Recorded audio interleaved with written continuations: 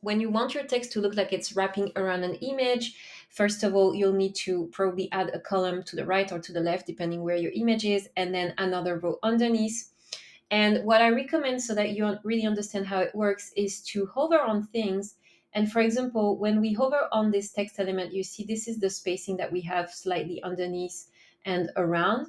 And then when we hover on the column, you can see that now it looks like there is even more spacing underneath the last line of text. And this is due to the default margin and padding that are set up on each type of columns, row, and elements. So we will need to play around with all of this. And the way I prefer to do it is to start with the rows and then do the columns and then do the elements. So for example, let's look at this row here. We want to edit it. You see that we've got some margins set up by default. So we're going to set this up to 0. Here we go. And then on this other row as well, let's set up the margin to 0. Okay, now things have moved slightly closer, but we are not done yet. So now let's do it for the columns. So on this column, so let's tick on more options because probably we want to keep the top and left and right margin, because this is the little spacing that you have here around the image, and we probably want to keep this, but we want to reduce the bottom one. So I'm setting up this one to 0. And oops, sorry, hold on. Looks like I didn't do, oh no, in padding we're fine. Okay, so we're good. Now on this column as well, same thing. I'm just checking with more options and then removing the bottom one. The top and right probably you'll want to keep, but it's really up to you.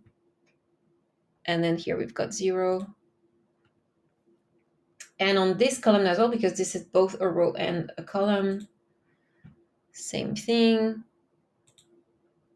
So in this case, actually, we're going to remove the top one because it's the one sitting in between those two rows. So setting this to 0. Then you might want to change also the bottom one, completely up to you, but you don't really need to because we don't have anything underneath that needs to look like it's close.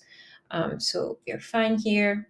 Okay, and now let's do the elements. So we've got the image element. Okay, and we're going to remove the bottom margin. Okay, now we've got this text element here. Again, bottom, we're removing. And we've got this text element as well. And in this case, we're going to remove the top one. And that's it. Now it looks like your text is really wrapping around the image. So you can see that it's doable, but you need to be a little bit patient with it and make sure that you are checking everything. So again, this is the way I prefer to do it, just to remember I've done everything. So first I do the rows, 2 rows, then I do all the columns. That's 1 column, 2 column. This is also a column. Always remember a row is also a column. And then you do the elements. So the image element, this text element, and the text element underneath. Okay, I hope this was helpful. And if you have any other questions, just open the chat and let us know.